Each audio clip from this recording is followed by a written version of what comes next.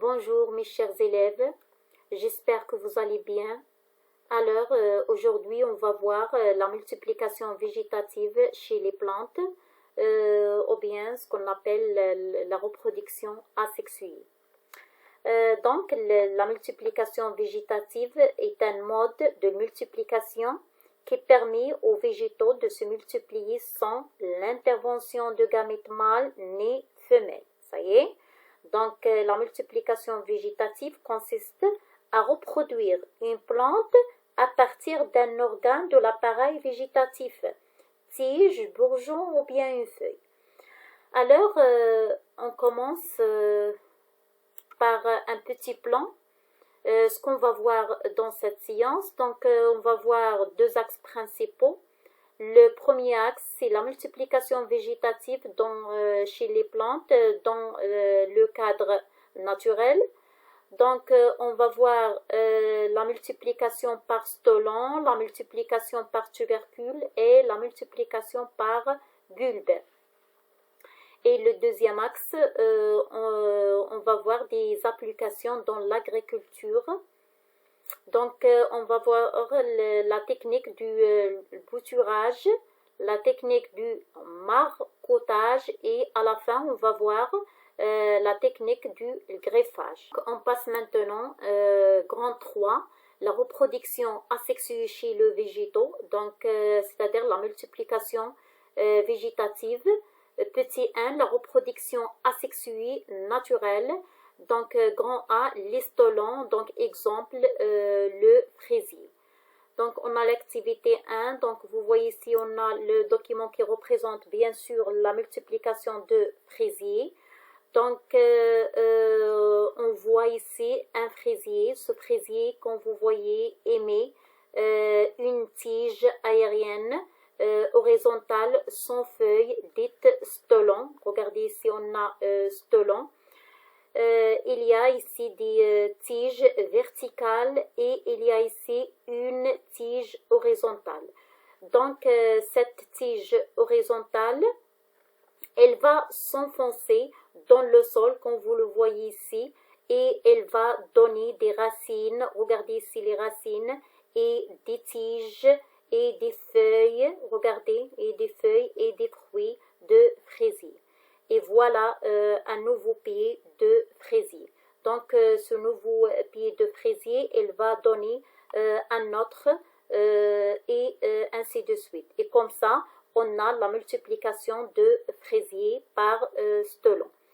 Donc, on a ici un pied de fraisier produit des stolons. Regardez ici les stolons.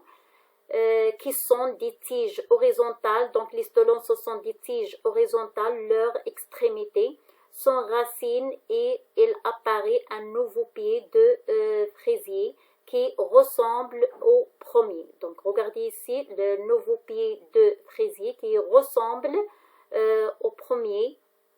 Donc, quand il devient indépendant, il donnera à son tour des stolons. Regardez ici, donc le nouveau pied de fraisier donne à son tour des stolons. Ça y est. Donc, on a ici une question. Le fraisier se multiplie sans spore ni graines. Donc, la question, comment est-ce possible?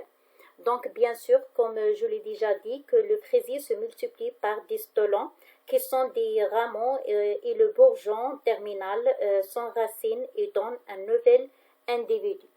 Donc, j'écris ici la réponse. Donc, le fraisier se multiplie sans l'intervention de gamètes mâles ni femelles, bien sûr, mais en utilisant des stolons qui sont des rameaux qui croissent horizontalement. Chaque bourgeon terminal sont racines et donne un nouvel individu. Donc, maintenant, on passe à la deuxième multiplication. C'est la multiplication par tubercule. Donc, B, les tubercules. Donc, l'exemple pomme de terre. Activité 2. Donc, on a ici le document, bien sûr, qui représente la multiplication végétative de tubercules. Donc, vous voyez ici tubercule de pomme de terre. C'est un fragment de tige souterraine contenant bien sûr des réserves et porte des bourgeons. Donc vous voyez ici le bourgeon. Donc quand vous le voyez ici à partir d'un tubercule planté, on peut obtenir des nouveaux tubercules. Donc le tubercule initial germe, comme vous voyez ici, et se développe à partir de racines. Il donne un pied de pomme. Regardez ici, un pied de pomme. Donc, avec bien sûr des racines, des tiges, portant bien sûr des feuilles, puis des fleurs. Donc, dans le sol, ce pied de pomme de terre forme à l'extrémité des tiges souterraines. Regardez ici de nouveaux tubercules. Ça y est. Donc, on a ici la question expliquée comment les tubercules de pommes de terre peuvent se multiplier.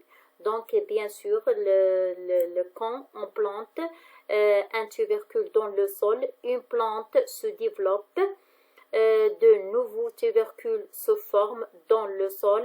Après quelques mois, ces tubercules donneront naissance. Donc maintenant on passe c'est les bulbes. Donc on va voir la multiplication par bulbe. Donc on a ici l'activité 3. Donc vous voyez ici le document qui représente bien sûr un bulbe de tulipe. Donc un bulbe de tulipe est une tige souterraine courte portant des racines et des feuilles ou bien ont des écailles charnues riches en réserve et des feuilles extérieures protégeant le bulbe sont sèches. Donc au printemps, le bulbe germe, il donne une nouvelle plante. Regardez ici, grâce aux réserves contenues dans les feuilles charnues du bulbe. Dans le sol, à l'intérieur de l'ancien bulbe, se forme un nouveau bulbe et parfois des bulbes latéraux. Donc, il y a des multiplications du nombre de végétaux. Donc, le bulbe de tulipe est une tige souterraine portant des racines, comme vous voyez ici, et des feuilles riches en réserve. Donc, les feuilles externes sont sèches et protègent le bulbe. Quand le bulbe germe au printemps, elle donne une nouvelle plante. Donc, regardez ici la nouvelle plante qui utilise les réserves des feuilles internes. Donc, résumer les étapes de la multiplication du bulbe. Donc, regardez ici les étapes. Donc, on a d'abord un bulbe est un organe de réserve nutritive souterrain. Il est formé par le renflement de la tige et des feuilles. Quand les conditions sont favorables, les bulbes peuvent se fractionner et donner de petits bulbes qui sont à l'origine de nouvelles plantes.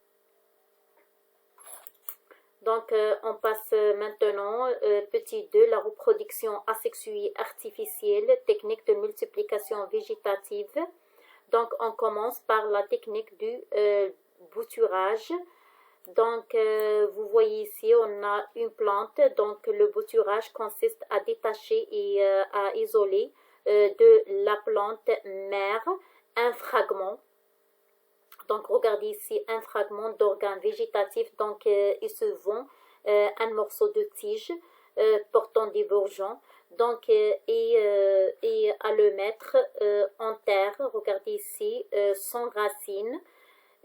Au bout de quelques temps, on a ici 15 jours, il y a, comme vous voyez ici, l'apparition des racines et la formation d'une nouvelle plante. Donc, le bouturage est la formation d'une nouvelle plante à partir d'un fragment de la plante d'origine. Donc, on a ici le bouturage est un mode de multiplication végétative, consiste à donner une plante fille à partir d'un fragment d'organe isolé de la plante mère, soit on a un morceau de feuille, tige, racine ou bien rameau. Donc, pour obtenir un nouvel individu génétiquement identique à la plante d'origine. Donc, maintenant, on passe à la technique du marcotage. Donc, marcotage, vous voyez ici que le marcotage consiste à à incliner vers le sol une tige reliée à la plante mère. Donc on a ici la plante mère, donc on va incliner vers le sol, comme vous voyez ici, une tige. Donc la tige est ensuite enterrée sur une partie de sa longueur. Regardez ici, donc au contact de la terre humide, des racines apparaissent. Regardez ici les racines sur cette tige. Donc, et une nouvelle plante est ainsi formée. Pour isoler cette nouvelle plante, on coupe, regardez ici, on coupe la tige qui l'a reliée à la plante mère. Donc, regardez ici, le marcottage est une méthode de multiplication des végétaux. Il consiste à planter une tige de la plante, comme vous voyez ici, que l'on veut multiplier sans le séparer de la plante d'origine. Une fois que la partie enterrée a pris racine, on coupera la branche qui est reliée à la plante mère et on obtiendra une nouvelle plante totalement indépendante. Donc maintenant, on passe à la technique du greffage.